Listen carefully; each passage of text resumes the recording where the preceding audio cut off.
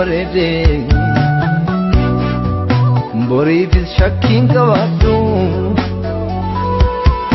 Abdina mamma nambane Nenyonis wabin goratro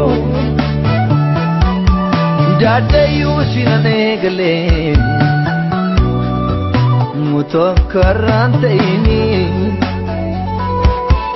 Guddiste ormam nallatu Abbumma kembekani Kalesi ko barede Borifis shakkin qabadhu Abdina mamma nambane Nenyonis wabin goratro Dadayu sinanegale Mutokkarante ini Guddiste ormam nallatu nameka Abbumma kembekani Abbumma kembekani gofta Abbumma kembekani Abbumma kembekani Yesus Abbumma kembekani Barru harka kembekani gofta Barru harka kembekani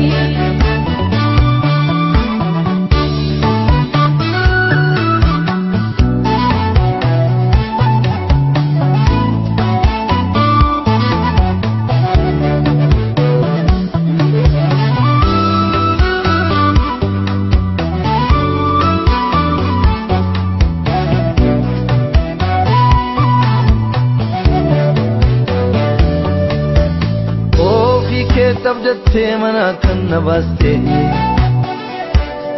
Himbek tugaf tokko bineensaf na laatte Fiixaan ba'umsa kooti ati gooftaa Fiixaan ba'umsa kooti ati Mul'ata koo fagoof sidoonii cimsaa Jalqabniif dhumni koo barru harka kee keessaa Fiixaan ba'umsa kooti ati gooftaa Fiixaan ba'umsa kooti ati